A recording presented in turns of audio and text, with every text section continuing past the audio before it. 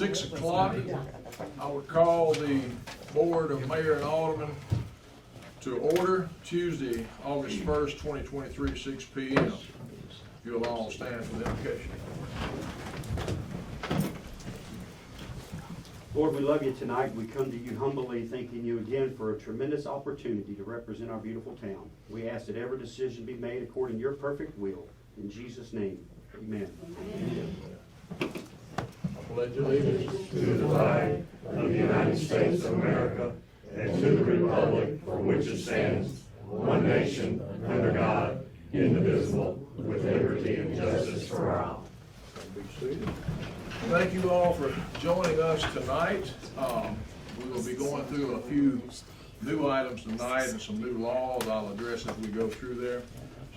So at this point in time, Alderman, we need to review minutes that were previously taken.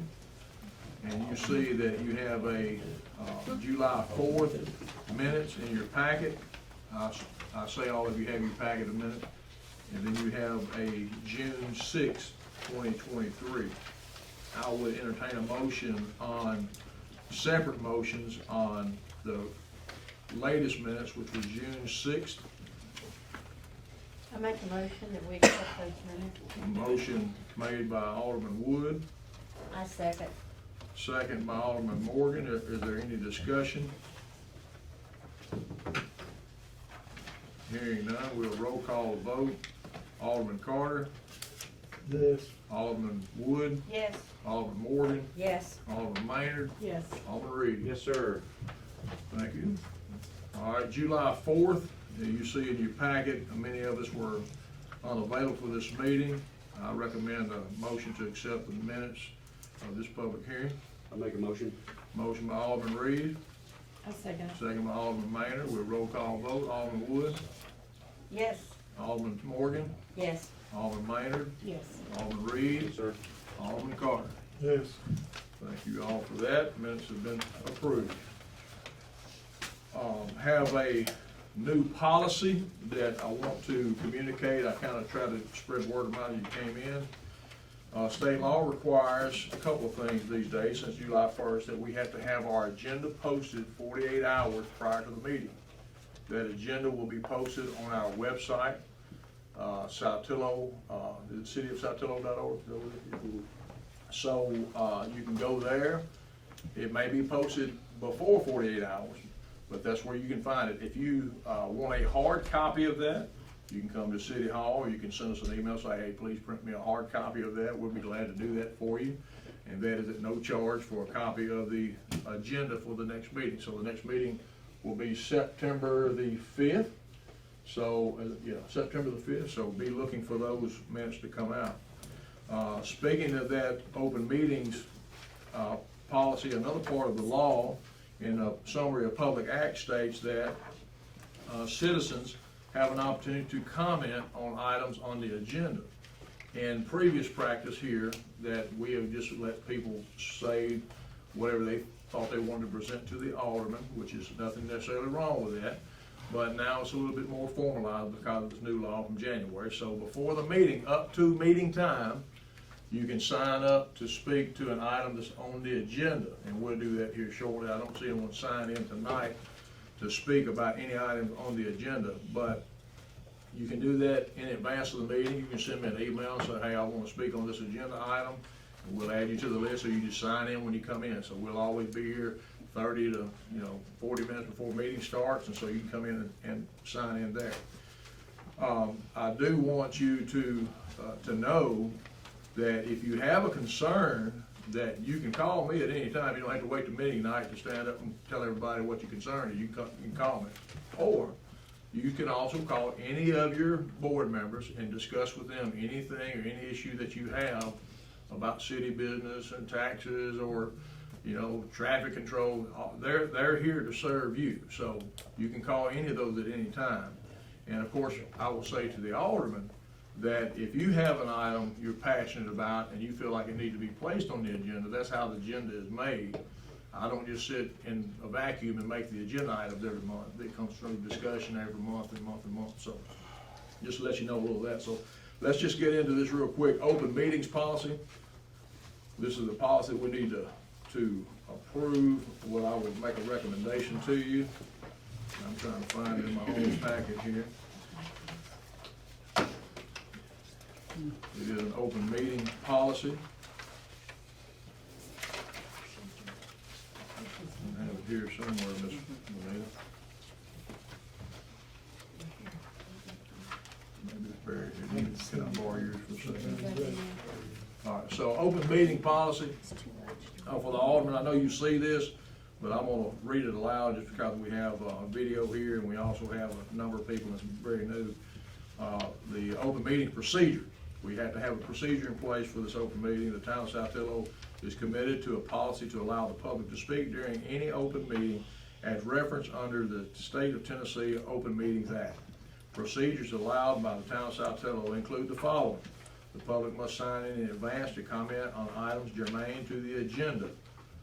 The speaker is limited to 2 minutes of comments per individual. A limit of 10 individuals may speak unless otherwise acknowledged by the mayor. And we do from time to time have more than 10. So recommendation to accept that policy. It is found in the 2023 Summary of Public Acts. Anybody can look it up if they want to look at it, but I'll entertain a motion to accept that policy. I make a motion. Motion by Alderman Reeves, I'll second. second by Alderman Carter. Any discussion on that policy? Hearing none, we'll roll call vote. Alderman Morgan, Yes. Alderman Maynard, Yes. Alderman Reeves, Yes, sir. Alderman Carter, Yes. Alderman Wood. Yes. Policy is approved. Second policy that we have in front of you tonight is an anti-nepotism policy. This was discussed months and months ago. Actually, it was discussed on my first day in office, as I was appointed by the board to carry on as the mayor. And basically the gist of this is it stipulates who the supervisors can be and who the employees can be. Page 1, if you look at that part at the bottom, I'm just gonna read this aloud because a lot of it is about definition and scope, but it says, the town of Saltillo may hire relatives of persons currently employed if they will not be placed in the same direct line of supervision whereby one relative is responsible for supervising the job performance or work activities of another relative, provided that to the extent possible, we are a very small town, so just keep that in mind. This policy shall not prohibit 2 or more such employees from working within the same entity. So just to let you know that my family isn't looking for a job, and I expect that they are not interested in working for the city directly, so I would be everyone's supervisor. However, in our maintenance department, as we grow, that we may have a need to hire other employees, and it just says that 2 employees that are related can work in the maintenance office as long as one of them are not supervising the other. That's the gist of it. I know you can read and understand that policy, but I wanted to read that statement because it is important in being a small town to be able to hire employees and keep the town running. So I would entertain a motion to accept this policy. Can I ask you, okay, we gotta do that first. Motion to accept the policy. I'll make a motion. Motion by Alderman Reed, I'll second. seconded by Alderman Carter. Discussion.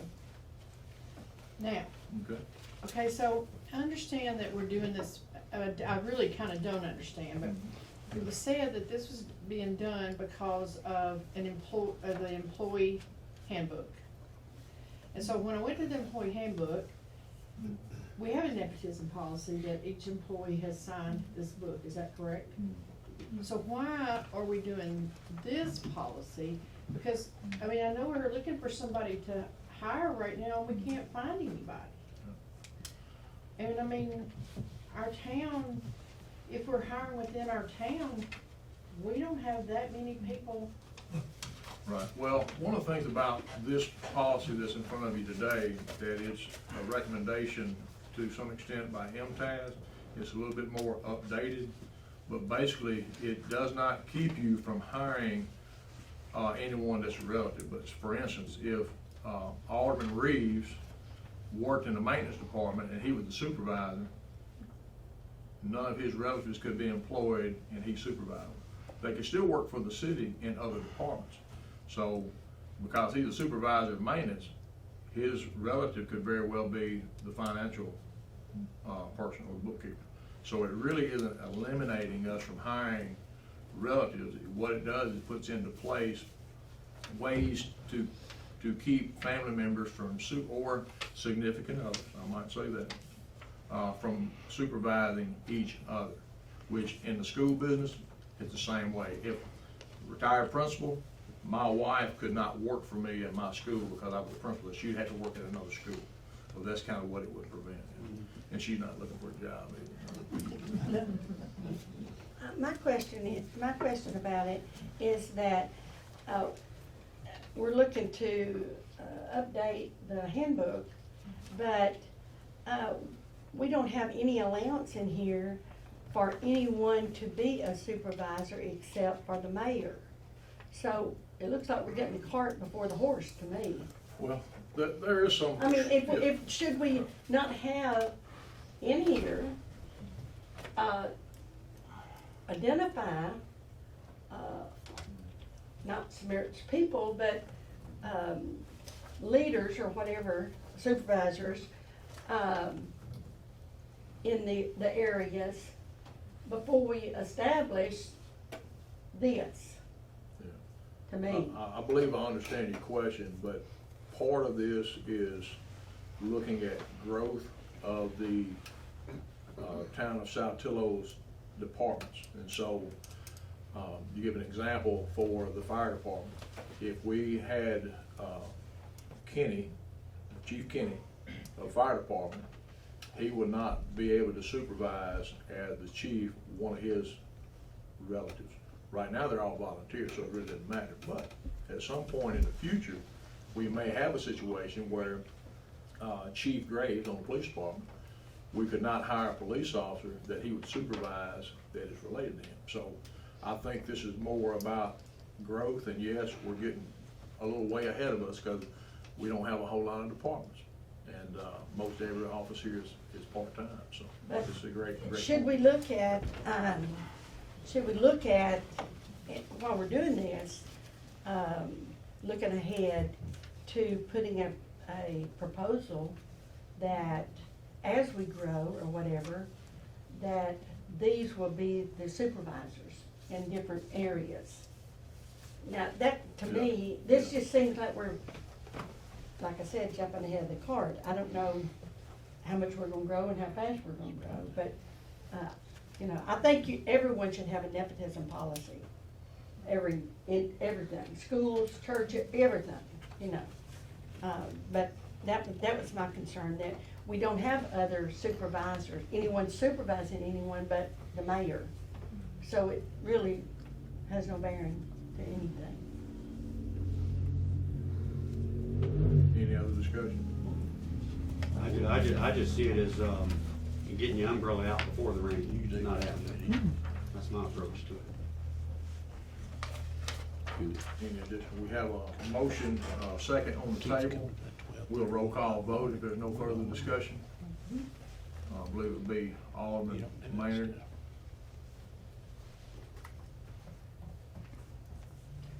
Why are you starting with me? Down the road there. Trying to be as politically upfront. I know. I'm gonna say no. All right, Yes. okay, Alderman Carter? Yes. Yes, Alderman Wood? yes. Alderman Morgan? Yes. Policy passes. All right, thank you. All right. Appreciate it. Okay, public comments. I don't have anyone signed in tonight for those public comments, so we'll move ahead. There is no old business, but we do have a host of new business items, and before we get into those new business items, I would like to introduce to you a few folks that I have been able to meet and work with since I've been mayor. Ms. Jill Holland from Southwest Tennessee Development District. Many of you know that she is a special project coordinator, you may not know, special project coordinator. Southwest Tennessee Development is also who we partner with in a lot of other things involving the town and our ability to operate. So, you want to say that? Sure. Let me give you all a card. I think I might give you one time. But thank you all for giving me the opportunity to come here and speak with you. I tell you, I think every time I come through your community, I think this is like a diamond in the rough. And any day now, it's really going to be discovered. And I just want to commend you all and your mayor for the way it looks out here. And I know people in Jackson that are looking for property here, so just expect a big explosion, because just what you've done with the signs and the landscaping and your park. I mean, I just think it's beautiful, and it's really a treasure, and I think is going to be discovered by a whole lot more people pretty soon. But I was Mayor McKenzie for 12 years. And so, but we were in the Northwest District, and so now I'm the local government and special projects coordinator for Southwest. And what we do, we're actually an extension of your city. You pay, your city and your county pay dues to Southwest, so you pretty much virtually own us. And so we're here with one purpose, and that's to serve the cities, the 8 counties and 35 cities that you have. And I just want to tell you, your city is, even though you're small, like the mayor said, y'all are really on the move, and your leadership and the mayor should really be commended because of that. And speaking as a former mayor, and we were in the Northwest District, I can tell you that the development district adds continuity to your city government, and you know that continuity is the key to successful government.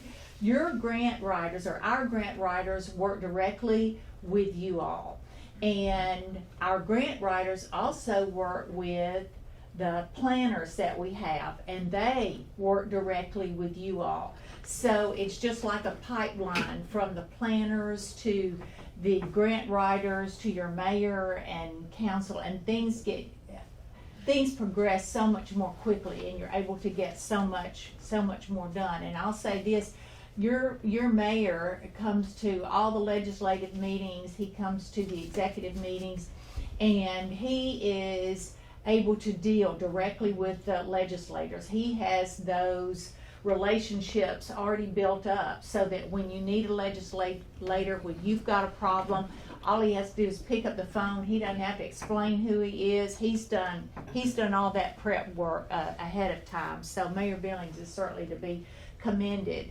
The development districts actually provide like a one-stop shop. We provide your planners, we provide your grant writers, we provide all the resources that you might ever need. And we know that sometimes administrations change, and so people are having to get used to new things. Well, the development districts are like an anchor for all of the cities and counties. They don't change. We stay the same, and we try to help make those transitions as smoothly as possible. One other area, I'm in the economic and community development part of Southwest, but we have another area that I think you would be very interested in, or you probably already know, and that's our Agency on Aging and Disability. I know that you all have a retired population that's here, and that's great.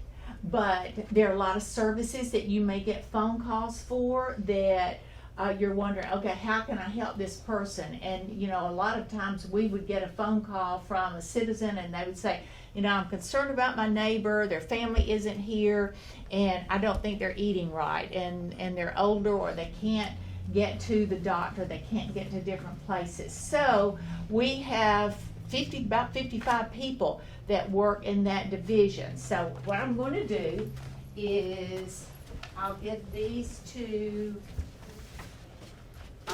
you all, and you can distribute them as you see fit. One is on TennCare and health insurance. We've also got the, let's see, take these out, the Homemakers program. If there are people that need help in their home and they don't have anyone to help them, then the Homemakers program can help them. This just explains about personal care service that is offered through Southwest. The home delivered meals, that's the Meals on Wheels that a lot of you are probably familiar with. This one just explains what the Aging and Disability Agency does. Long-term care, West Tennessee Legal Services, tips to avoid scams. There's a lot of retired people who are the victims of scams, and this is something that could maybe help them. And then transportation.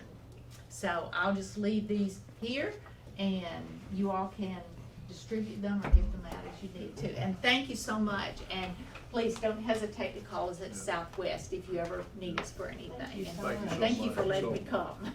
I'll connect a couple of dots for you. So, Hardin County Mayor Davis is on the executive board, and he appointed me as well for Hardin County to be on the executive board. So it's only the two of us from Hardin County on that executive board. So I'm on there with other mayors across the West Tennessee region, and she told you all the rest of it. But yes, if you're on the planning commission, Shelton Merrill, he is from Southwest Development, and in your budget, you pay a fee for their services to assist them. Casey Smith is the one that assisted in getting the sirens up and all the grants and things that tie to that. So we get a lot of benefit from that partnership, in addition to the things she mentioned about legislative contact and things that are coming up, new laws and all those kind of things. So it's a big, huge partnership to us here in our community. And I know a lot of you don't really hear all that backside of it too much, but that's why they're here tonight. We're trying to get you a little more in depth in the operation of the city and how it works and what our supports are. So, also I have with us tonight Mr. Andy Baker. His partner, Mr. Gerald Parrish, is approaching retirement, but Mr. Baker is the Department of Environmental Conservation and Recreation. You want to say a word or two? Sure.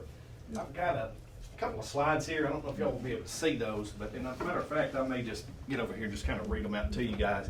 But I'm Andy Baker with the Tennessee Department of Environment Conservation, and specifically PARTAS, which stands for Parks Recreation Technical Assistance Services. And what we do is we provide funding for grant opportunities for cities, municipalities, and just stuff like this. On my PowerPoint here, if I can get it to work, we have a few different kinds of grants that we offer.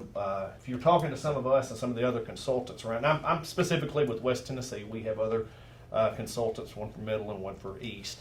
But you'll hear us talking a lot of times, and George will probably mention LPRF grants, which is the Local Park and Recreation Fund grant.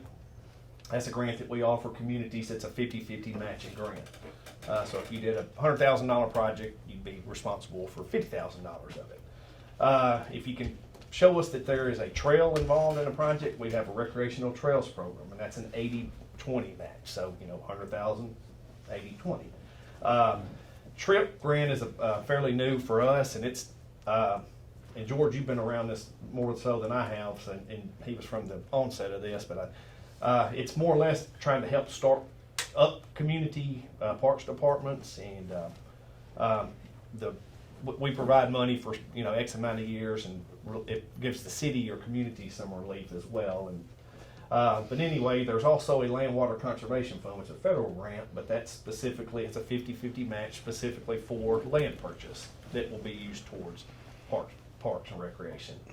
But saying all that, in order to apply for grants that we offer through the State Department of Environment Conservation, we have started requiring cities and towns to have what we call a master plan, 10-year master plan. It has to be updated or within the last 5 years created. And there's several benefits for that. It's to help you guys adapt to changes, distribute all of your resources equally.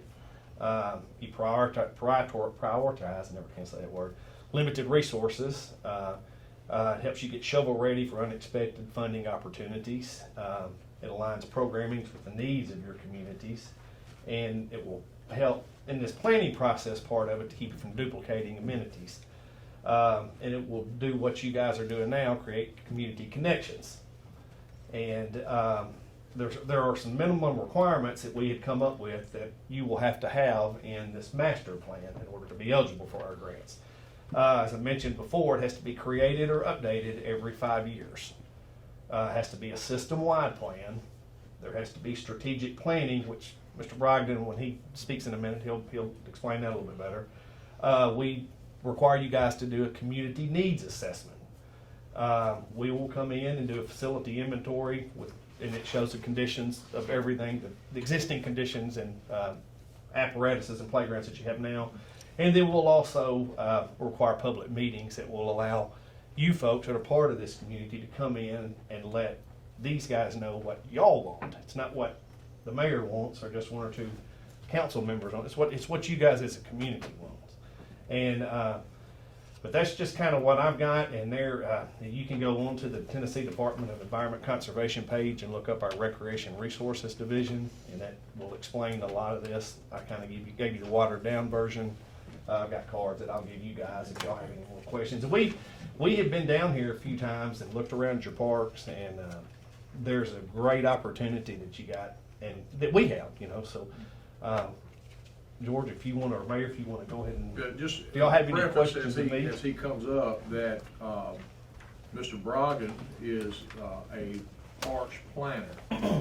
He is here to help us to develop a system-wide park plan if you so choose to move in that direction. But I will let you know, part of his expertise is putting a document together similar to this in all community meetings to make you eligible for those grants. And so he's going to share a lot with you. This is George Brogdon, and he's been doing this for years. And I have put a proposal in front of you from him, and he'll walk you through that. Unfortunately, I didn't get it to you early enough to get your packet. I just got it in on email when we talked about a few additional things. But the connection here is that Ms. Holland's team at Southwest Development, if we ever get a grant, Casey Smith will help manage those kind of things. And so the conservation environment, that's where the grant comes from. And so the big piece of the puzzle, I will leave to Mr. Brogdon to explain and talk about, and he'll walk you through that tonight. So take it away.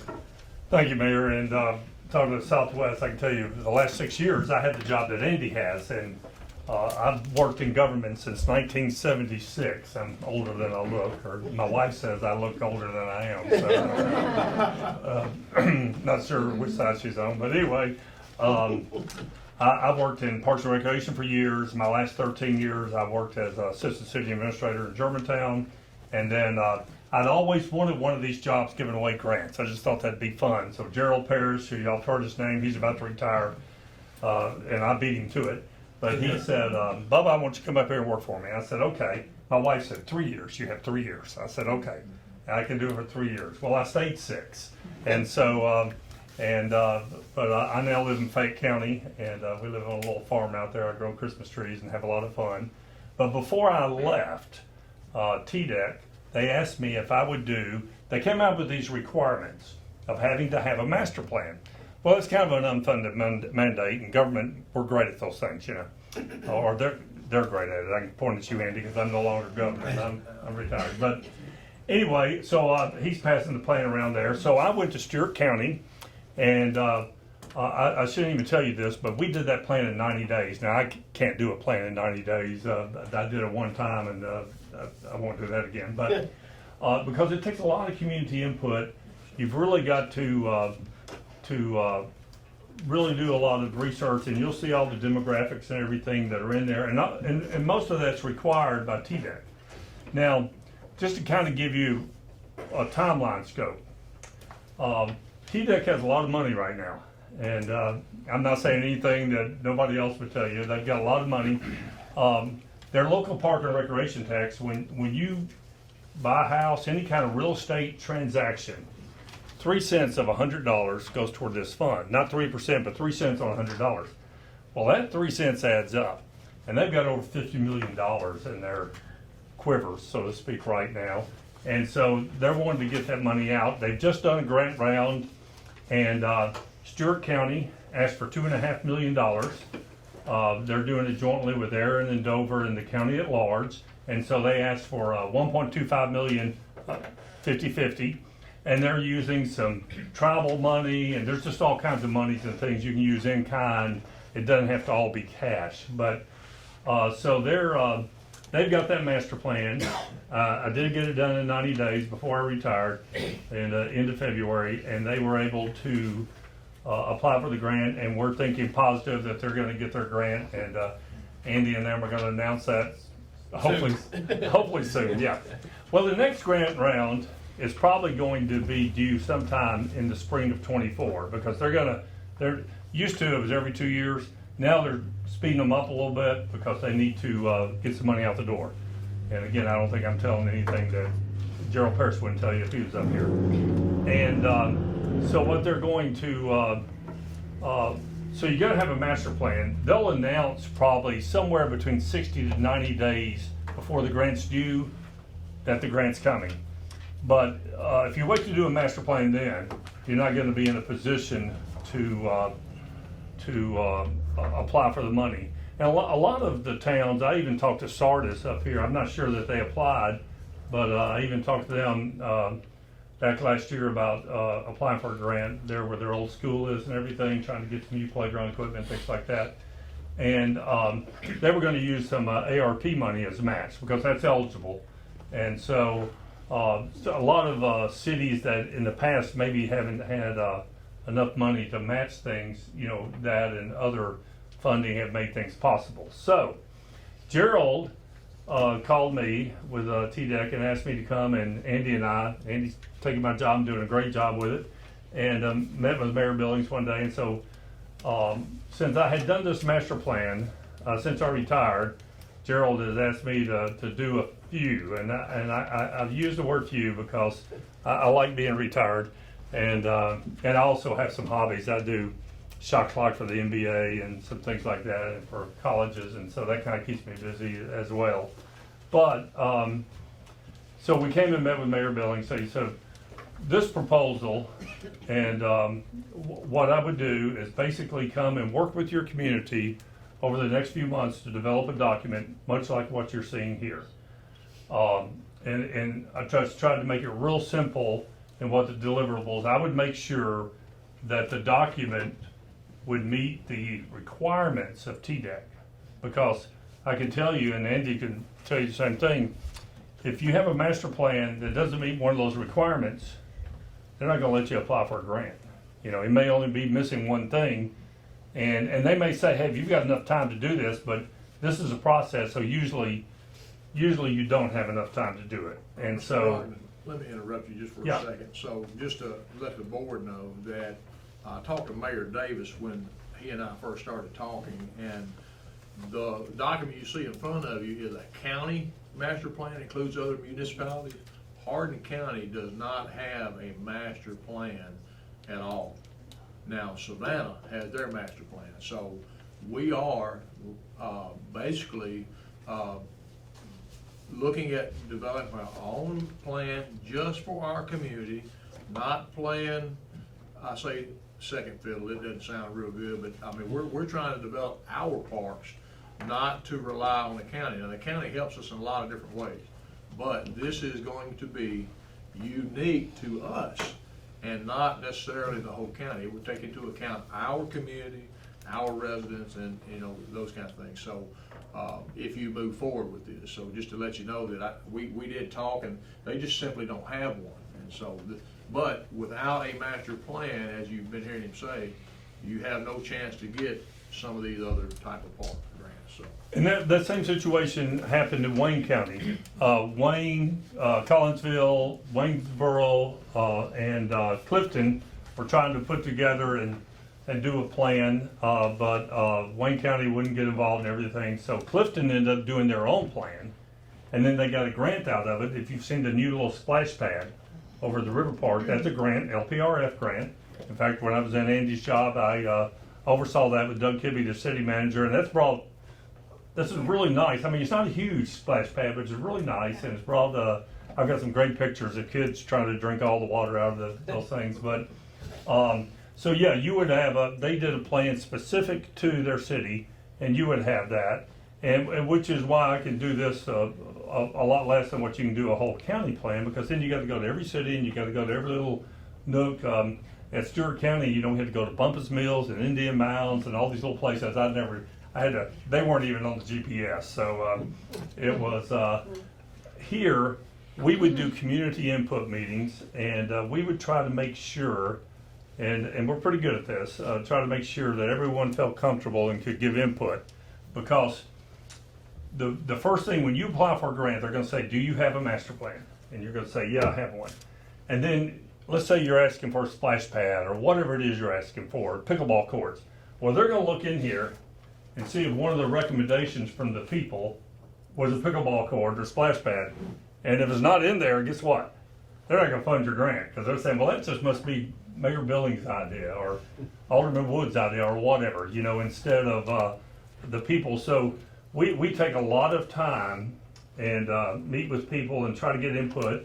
We also do something called a SWOT analysis, strengths, weaknesses, opportunities, and threats, that's required to see, what are you dealing with? Ms. Holland has alluded to, you got a lot of growth coming. Well, you got to plan for that.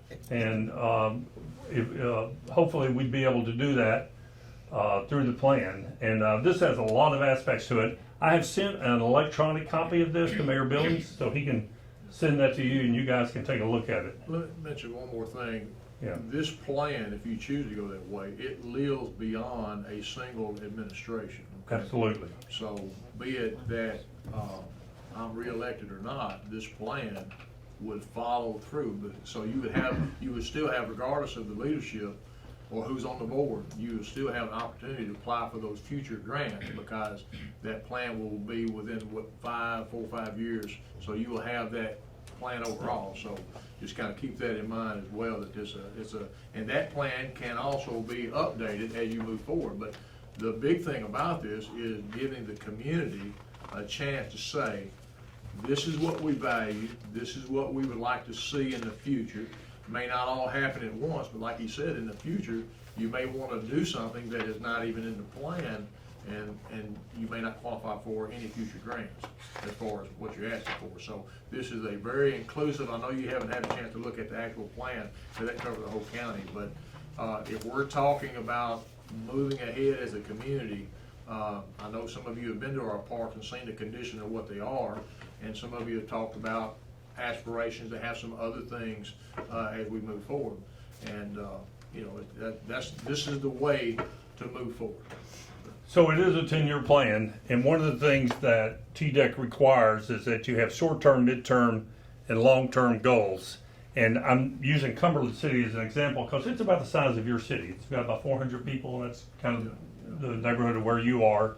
And they have, in fact, part of the grant that they asked for this year was to take down an old school building, because Andy and I went and looked at that school building and we wouldn't even get close to it. So you can do that in a grant as long as that land that you're then making available is used as a park. So Cumberland City is going to do that. That's really going to change the look of their downtown, because right now you go downtown and what do you see?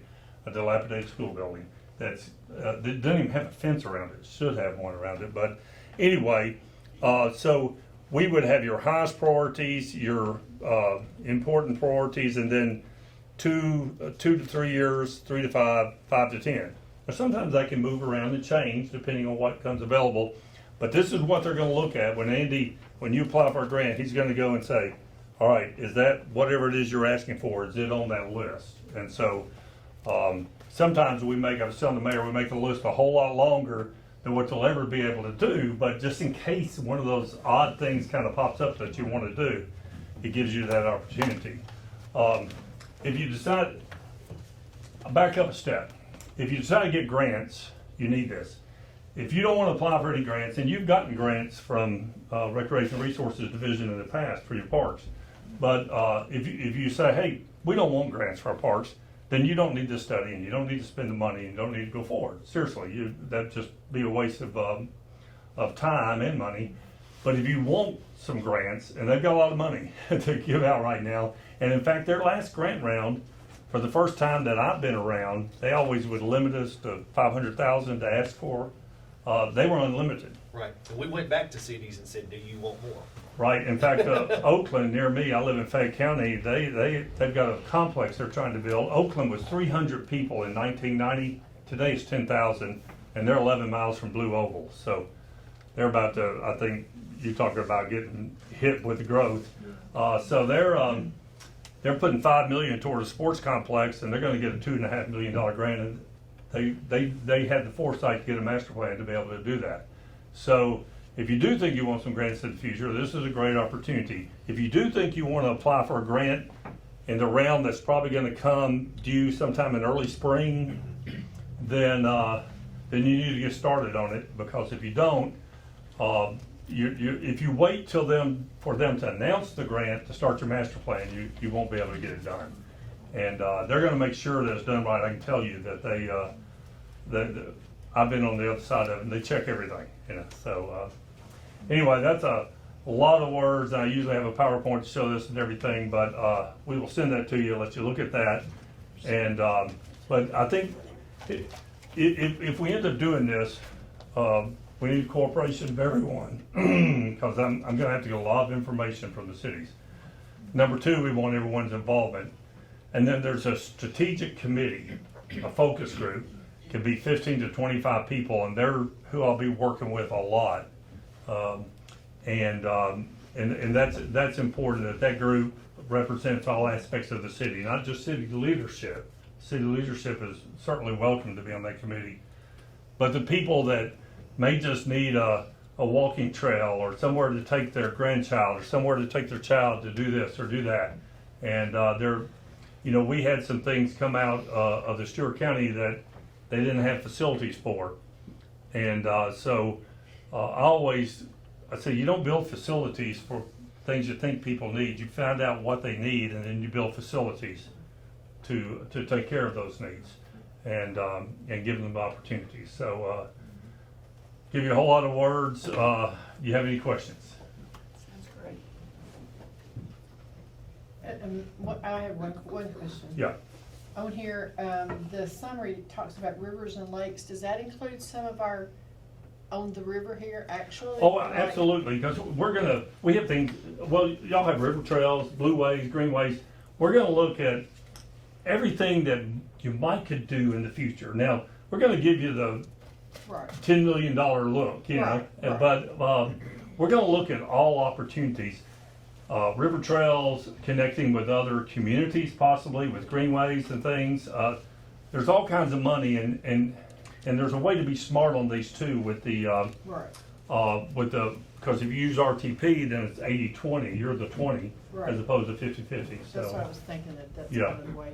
and you have a walking trail. I went by the park by the school today, and it looked nice, but there's an opportunity to maybe there's a lot of trails that go along greenways, and a lot of trails that go along rivers, and you have a lot of water here.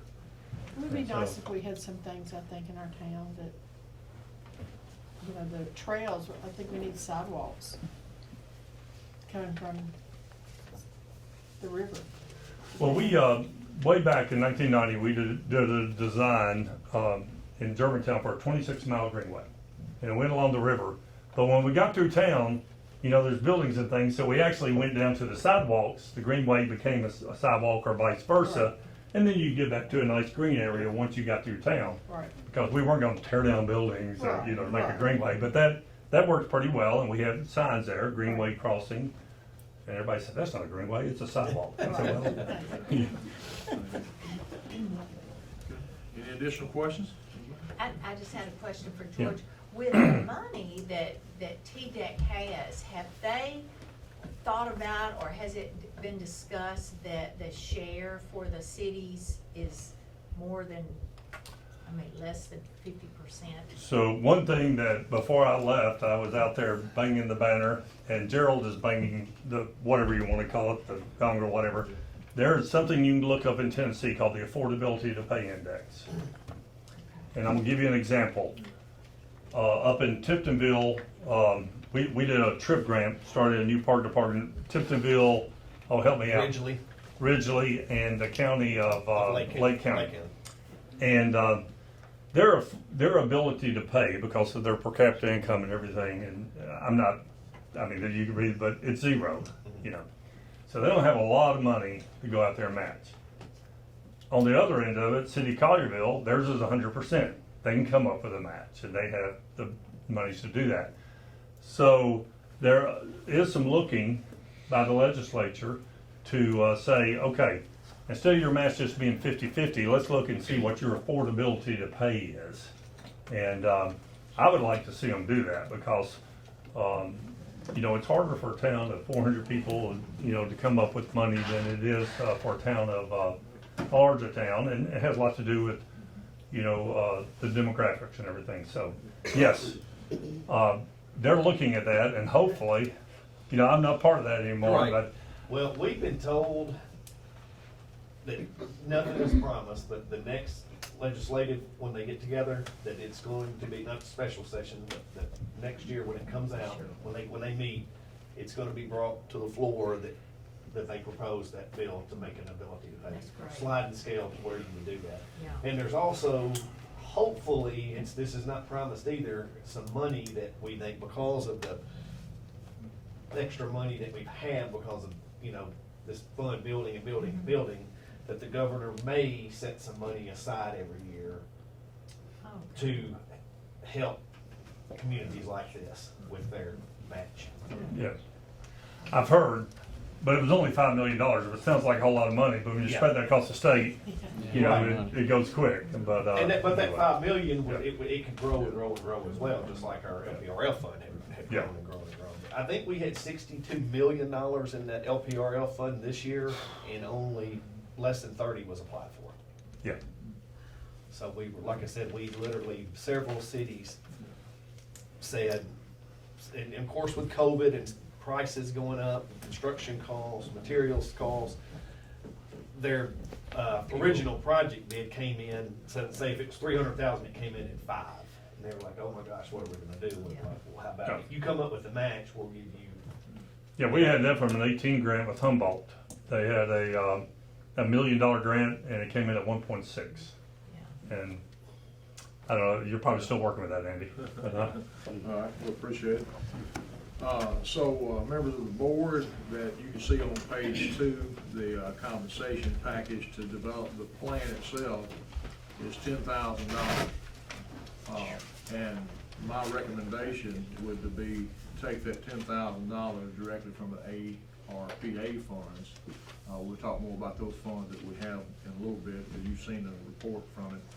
Like I said, as planning for the future, developing our parks, and you know, I know you all have seen them.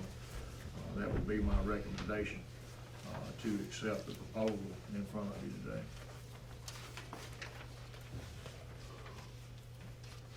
If we're gonna get anything. One second. I Yes, just ma'am. want to say one thing.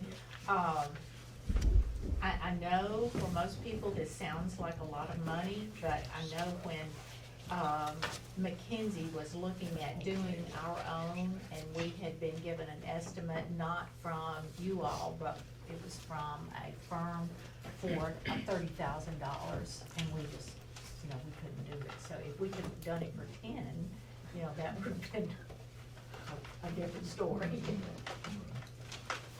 And I'll tell you, kind of echoing what you're saying, my other life, I was the parks director in Dyersburg, Tennessee for about 13 years and worked in that department for over 30. But when we had ours done, it came in at over $30,000.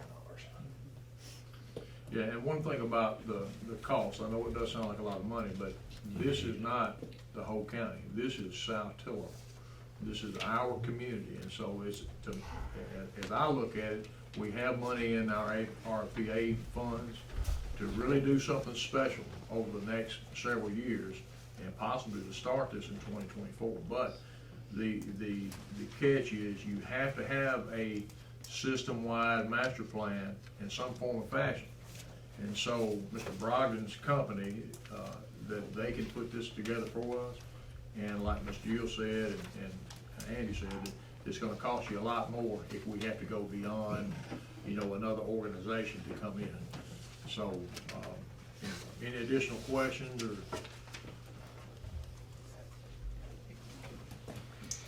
Tom?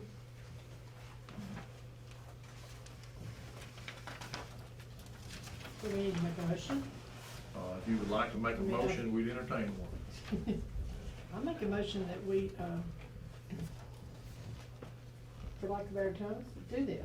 We pay them $10,000 and get our grant, get our money started so that we've got our master plan started for our grants next year. So if you would restate that motion to say the money comes from the APRA fund. Make a motion that we, pay them for our master plan and the money comes from the ARP funds. We have a motion by Alderman May. Do we have a second? I'll make a second. Second by Alderman Woods. Discussion.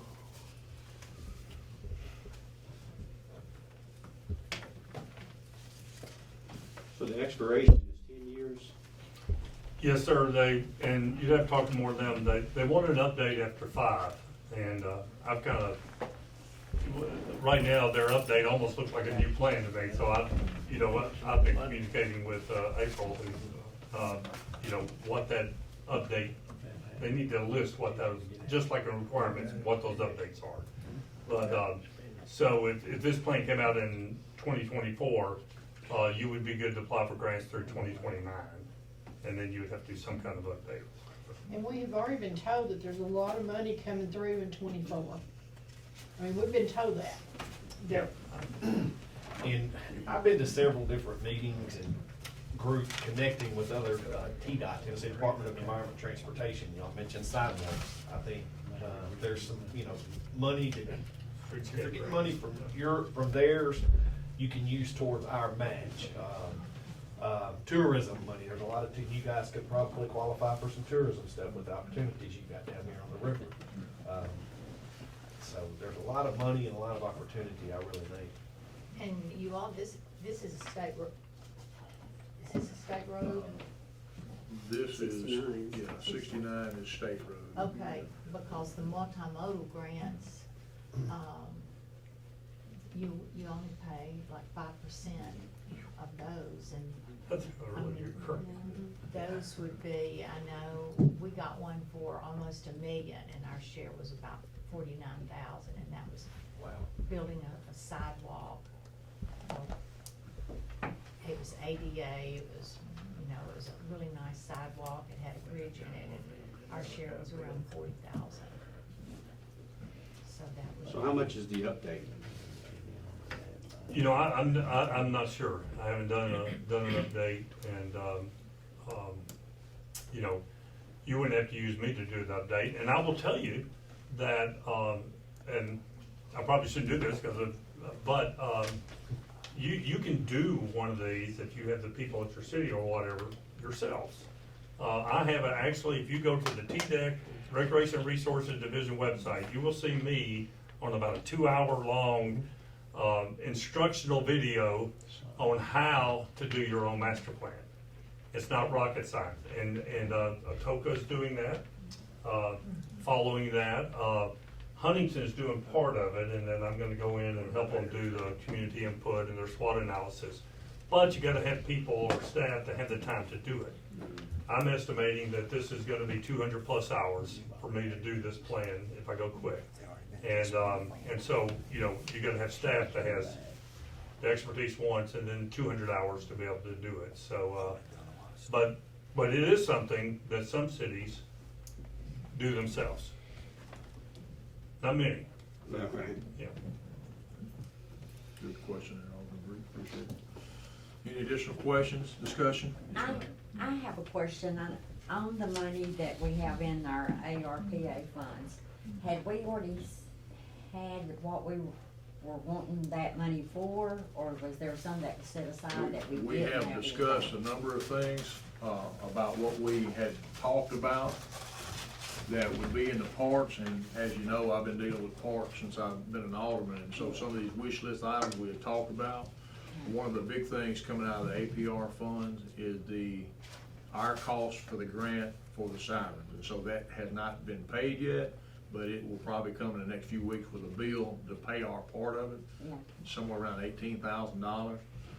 You have your financial statement and what's in that fund right now, like $98,000, so you have 18 come out of that. Now, also keep in mind that this plan is just a plan to be able to apply for the grant, so we will also need to earmark money from the APRA funds to match a potential grant.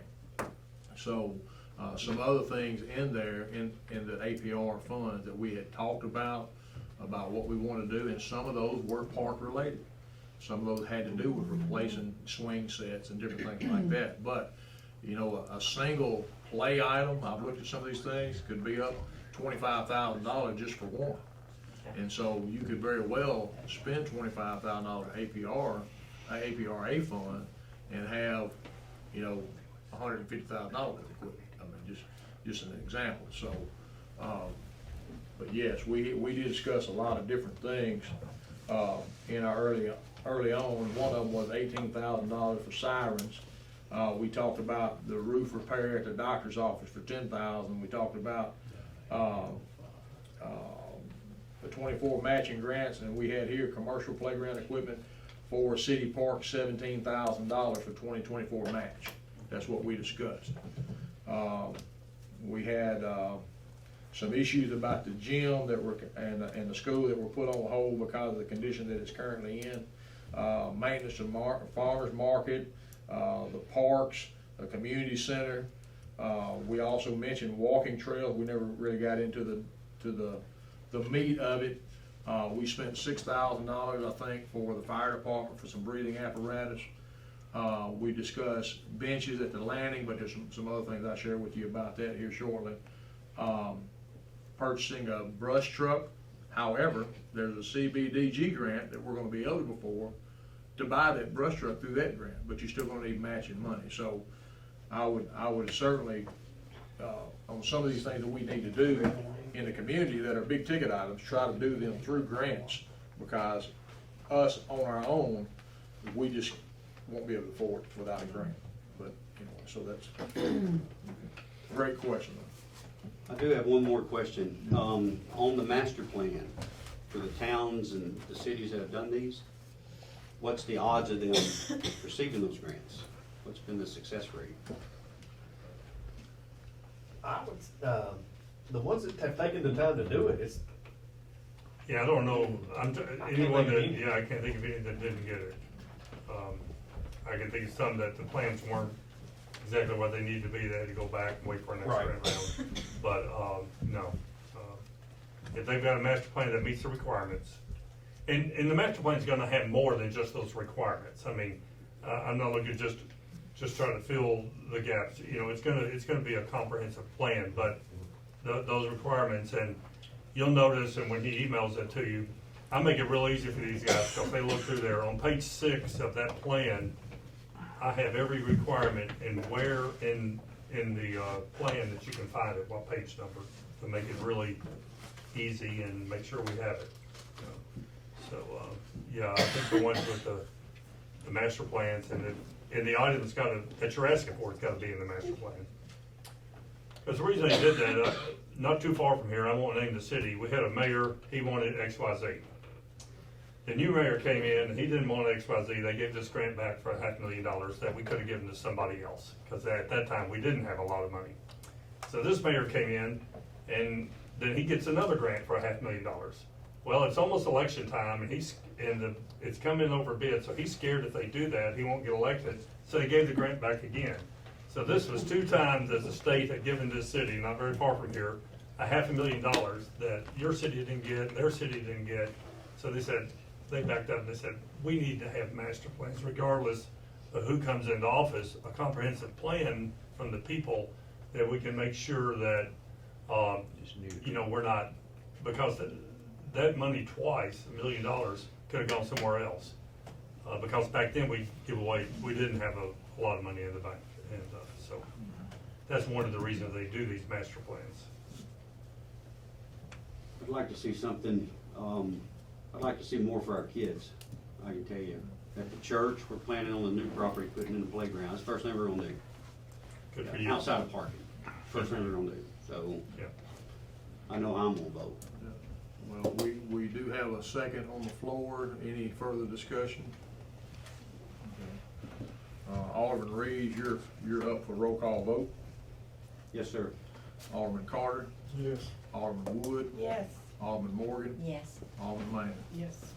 Unanimous decision by the board to accept the proposal. We look forward to building our plan and get some grant money. So we'll get together real soon and work out a calendar and get everyone involved to make sure that we're not doing things on top, because we'll have more than one day or so for community input, because you might be out of town. We want to make sure we'll come a couple of different times. We'll do some in the morning, some in the evening. And I don't, a lot of times we do them in different parts of town. I don't know that we'll do that here or whatever you think. And so anyway, take care of that. All right, well, appreciate it. You're welcome to stay, and we're gonna do some exciting budgeting. Oh, well, yeah, I did that back in Well, a yeah, coming previous from my other life. life, I've had enough of that. Yeah. I am going to, and I wanted to tell y'all too, and the community, if they can still hear me. that A part of my job is, like George said, it's fun to give out this grant money. But I also am required by the state to give technical assistance to cities, and municipalities. So y'all have my information. Look forward to working with y'all Thank you. for many, Look many forward to years. you. And, but that's what we're here for, whether if it's help. If you get a community center and you want some advice on running it, or how to get software, or how to, do this, that, or the other, that's any type of technical services we can give you, that's what we're here for. Thank you. Thank y'all. Thank you. Okay, all right, so for other big items on the list tonight, this is a big night for us here, and of course, after this, we'll take a recess for about 5 or 6 minutes before we convene on the Board of Aldermen, the beer board. But the next item is the approval amending the tax rate for 2024 budget. So as a little bit of communication around that is not accurate in town about how things work out, so I just try to give you a little information. You should have a couple letters in your packet. Our 2024 budget is due June the 30th. During that time, or prior to that time, we had some budget meetings, some planning sessions, things like that, to determine what we wanted to do in our budget, how we were gonna pay for things, what additional things we wanted to do. So when we passed our budget, step back, we have gone through a county reappraisal of your property. So everyone's property was reappraised, and we were waiting on the certified tax rate to come from our tax assessor and from the comptroller to kind of know where we are. So we followed what the comptroller said do, is plan your budget just like it didn't change from the previous year, and as far as the tax rate, and send it to us, and then you can go back into amend it. So that's where we are tonight. We are amending the budget for 2024 that we just passed, and we are amending I'm gonna recommend that you take what the comptroller says. So give you the backstory on it. On 6/23/23, we received a notice from Mary Martin, the tax assessor, that our new certified tax rate was 0.5160. The prior 2 years the prior year was 0.8123. So we didn't have that at the time of passing the budget. And we were also waiting on official confirmation from the Tennessee Comptroller. You've seen these letters before. On July the 5th, after our meeting, that we received a letter from the Comptroller which gave us a recommendation that the calculation for the town tax rate be at 0.5160. What we communicated to the Comptroller was my recommendation would be to accept the certified tax rate, which shows a neutral revenue for the town of Saltillo. And so, in other words, the budget we passed did not show an increase in taxes, although it still had the old tax rate on it. So we have to officially amend it. So this tax rate will equate to no additional tax for the public on their property. You will still have a tax, and it will be pretty close to what you paid before, with the exception of some minor fluctuation of property tax rates, because some people are still, what do you call it, requesting a reappraisal on their own property. So some properties in our neighborhood went up 130%. Some of them went up 100%. Some went a lot less. And so, based on what I am recommending to you, that our budget be revenue neutral. Therefore, all the things that we put in our budget and all our discussion would pretty much stay the same. The only thing we would have to change is the tax rate. So the income, you follow what I'm saying? If it was on your budget, and you should have it in front of you, if you see the tax, property tax revenue on your budget, and we can only estimate based on this tax rate, it should be pretty close to what is stated. So you should have that in front of you there somewhere. Any questions on any of that? So my recommendation is to the board is to accept what the comptroller has provided to us. As far as the new tax rate would move from 0.81 to 0.5160. So therefore, there is not a property tax increase for the town of Saltillo.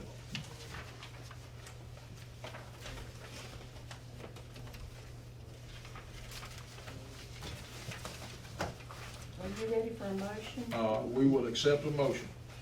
I make a motion that we accept the comptroller's suggestion. Motion by Alderman Woods to accept the Hardin County, the comptroller recommendation of 0.51 in our current budget. Second it. Second by Alderman Maynard. Any discussion?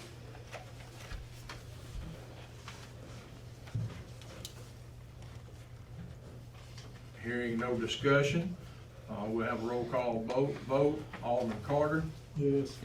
Alderman Wood, Yes. Alderman Morgan, Yes. Alderman Maynard, Yes. Alderman Reed. Yes, sir.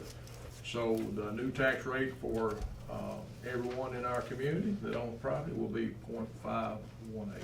Okay. The budget expenditures will not change. The revenue will not change. It will be revenue neutral is the correct term. Okay. All right. Thank you. And then finally, Ms.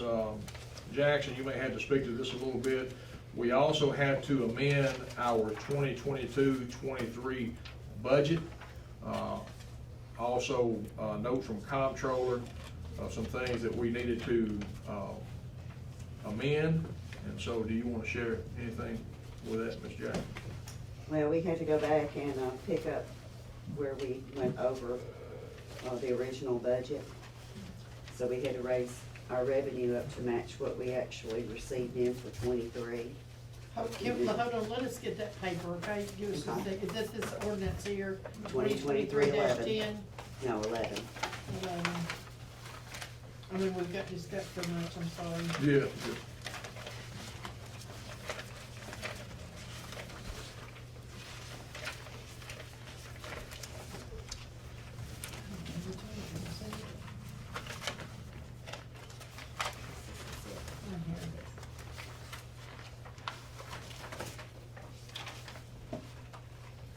Okay. Okay, I think we're there.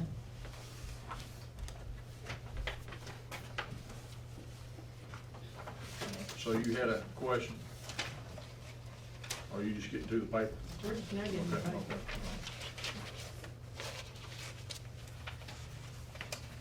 When you go over or under, you always have to do an amended budget, which is what we've done in this case.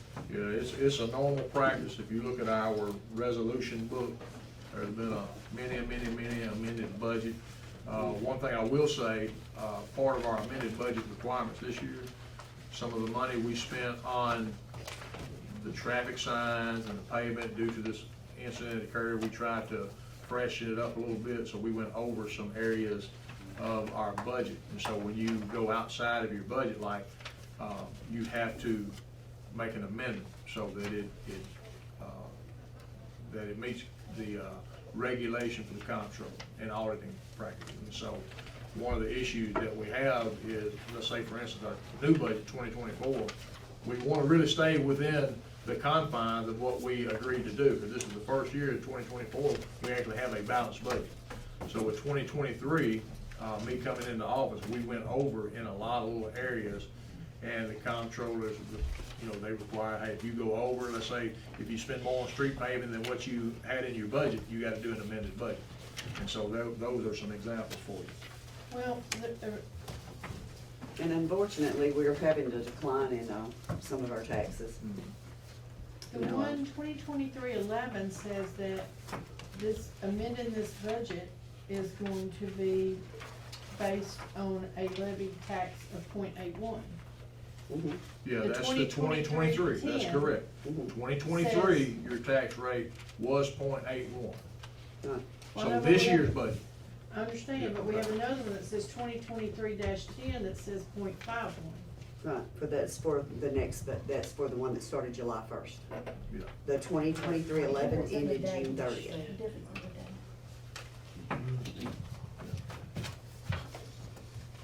So you have a current budget we're amending, which was 0.81. But as you mentioned, some of the revenue was down because people applied for tax relief, they applied for tax free, things like that. And then we went over in some areas of maintenance and repair.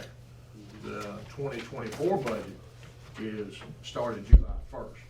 And so that is what we're accepting to send back to the comptroller. We already agreed on it, or voted on it, is 0.51, yes, that's correct.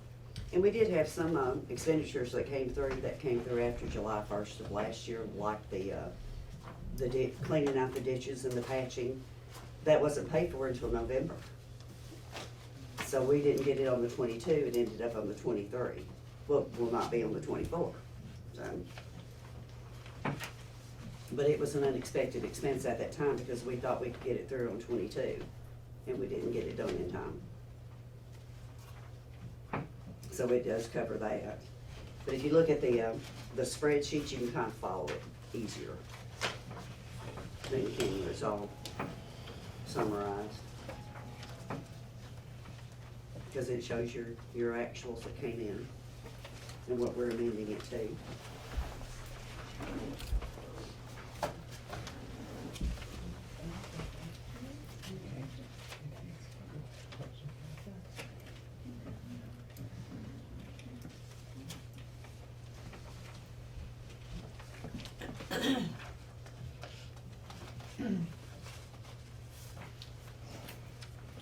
Any additional questions?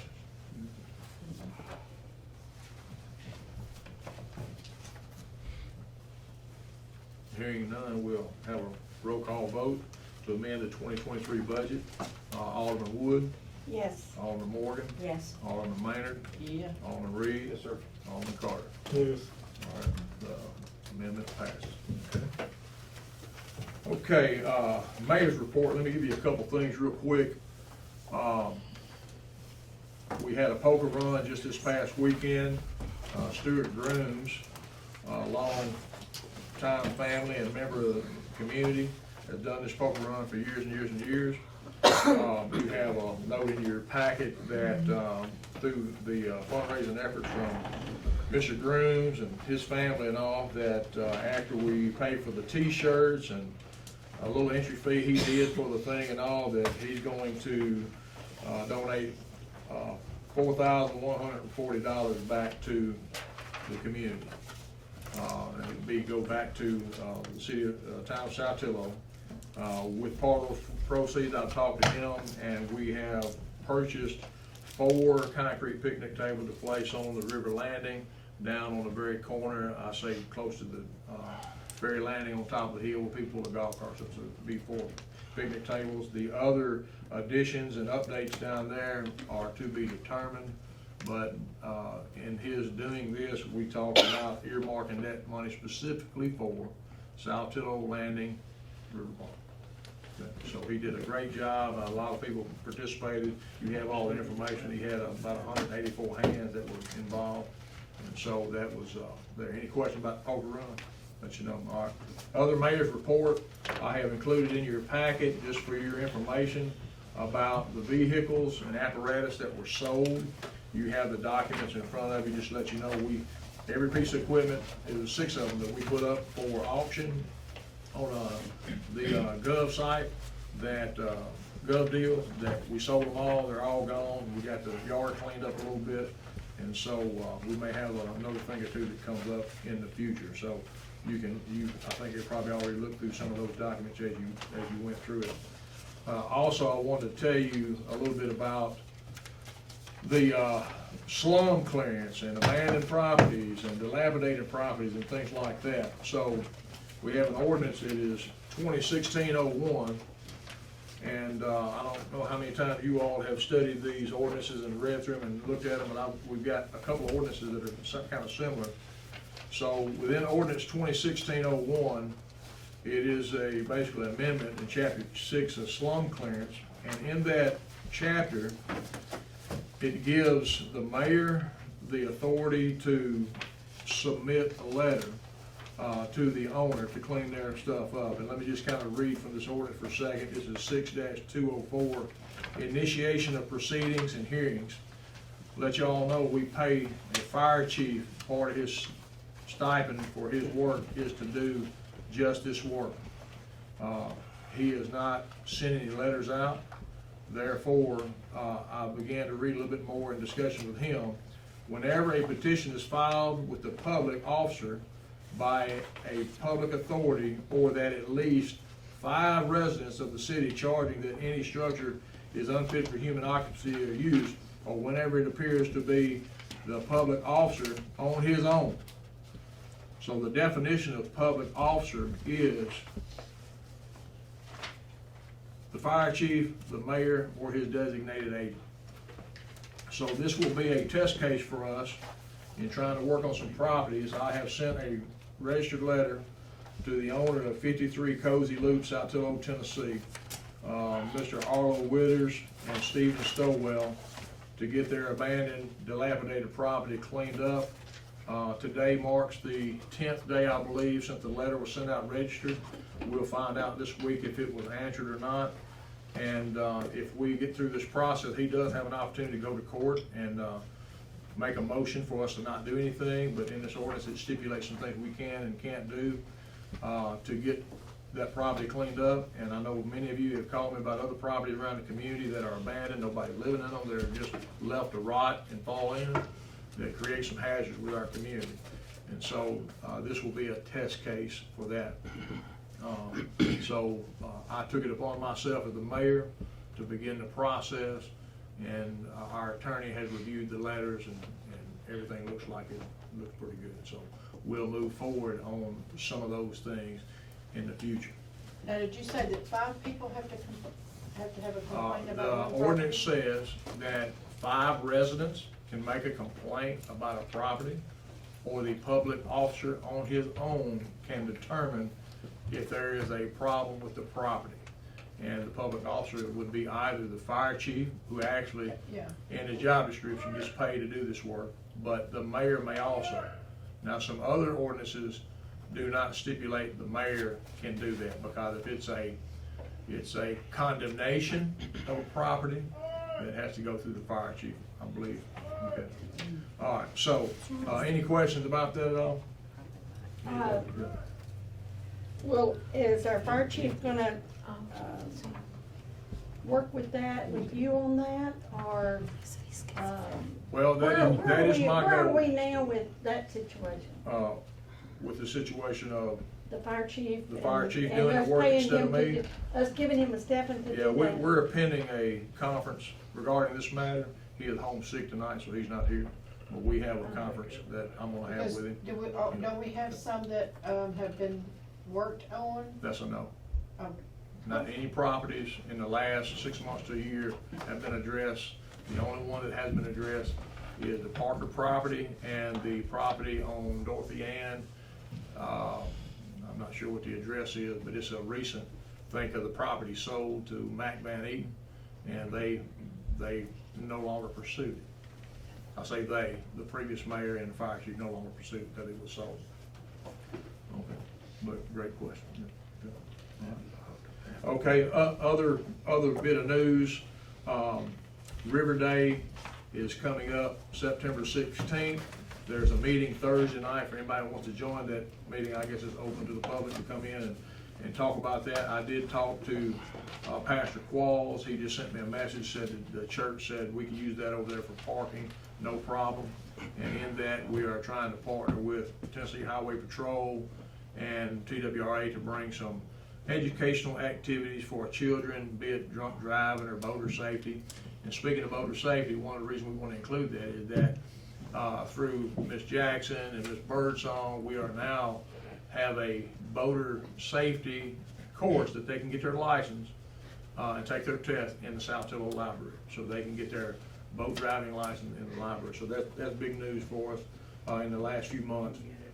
Barbecue battles coming up August 25th and 26th, so keep that in mind. There'll be a lot going on that day.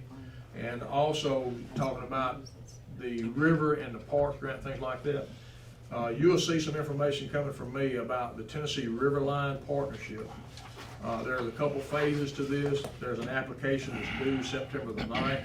I'll be working on that for us. There's a little money involved in it and some long-term expectations and partnerships. You'll see that as the document gets written. Probably at our next meeting in September, you'll get the completed document and all the things that go with it. And I'll probably be calling some of you to kind of help me with some information about putting that application together. All right. So those are the things that kind of go on in the community. Savannah Arts Commission, they are looking for sponsors for an event. If you want to know more about that, they sent us a letter about the annual Sunset Symphony, which is a great time for all. If you want to be if you want to sponsor it or be a sponsor, send them a donation. They are gladly willing to accept that for that event. I think that's about all the mayor's report for that. Let's look at our financial report for a second. Any question about any mayor thing? I know this is a long meeting for everybody.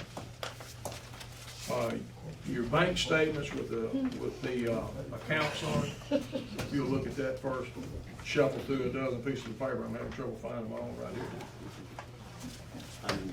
No, but that's why I said a while ago. Yeah, I Can I borrow yours? have a suggestion. If Okay. it's more than 5 pages, Yeah. maybe you can number them. Yeah, I got you. So the account balance pages, if you look at the account balance pages, what I mentioned previously, that there's $93,861.84 in that ARPA funds. You can expect $18,000 to come from that, another $10,000 for the master plan, and then we will need to discuss setting aside some additional money at some point. That doesn't have to be done today. It depends on how sizable of a grant you want. And of course, you see the general fund there. We're doing very well in where we are with our general fund, and of course, you see fire and parks and other things there too. You have any questions about the account balances? Okay. So the actual budget that you had in front of you, the expenditures and budgets are also there. If you look at the columns on the very last page, it kind of tells you where we are. I was trying to go back instead of doing this by memory. It tells you kind of where we are in our expenditures for the year, for the month. Yeah, there we go. So if you look at the very last page, the remaining budget amount, you see total revenues of $246,337.42, and the total expenditures are going to be $242,000. I think that's a 9. I can't see what I'm reading. Like $937.89. So we will be under budget expenditures, and so we're doing real good and trying to stay on track for this fiscal year. So are there any questions about the actual revenue expenditure statement?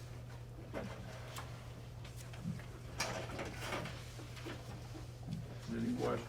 Okay. Pretty good on that then. Are there any reports from the auditor? I do have one question. Okay. The Halloween last year, you know, we started doing, trick or treating downtown. It's, I suppose, because everybody's very excited about it, the community. Yeah. Can we still do downtown and then maybe block off like we did last year where the cars would have to turn down Willis Street to come around so that the kids are down there because the businesses also Yeah. participated in that? Let me ask you a question, just to clarify. Are you, interested in sharing that event? Is that what you, Well, I don't care. Yeah, it's Okay. Halloween, I like it. okay, because what we can do, if you would share it, we can talk a little bit more about it. There is a safety factor involved with the Unless highway Teresa right wants to there. do it. That, well, whomever, I mean, we just need somebody to kind of be Yeah. point person other than Right. the mayor. Right. But there's a safety factor involved that we need to discuss. Absolutely. And probably in the upcoming week, because October will be here before you know. Right, that's So, what I'm saying, that's. We need, but I'm saying, yes, all of that activity we did was great fun for all, the kids had a blast. Right. And I think we should do that again. Right. But if you will do that, we'll talk and then we'll Okay. share. No deal. I don't think you need a big committee for all that. No, I don't need to. Okay, all right. Any other Alderman report? Y'all got anything to Okay. say? Department reports, we have representative from maintenance, you have anything? Representative from seniors? All right, nothing there. School board representative, y'all getting ready, back to getting started in school, so Yes. you got anything you wanna share? Kids get free lunch, right? Free All lunches, kids, 9 through yes. 12? I mean, Yes. kindergarten through 12. Pre-K through Pre-K, 12. free Free lunch. lunches. Yeah, okay. Yep. So that's a blessing to everybody on here, regardless of your income or ability to pay, everybody eats free. Okay, all right, so at this point in time, I don't have anything further for the meeting. I will entertain a motion to adjourn. I so moved. All right, the motion has been made to adjourn, all in favor? Okay, so it is 7:25, 7:30 we'll convene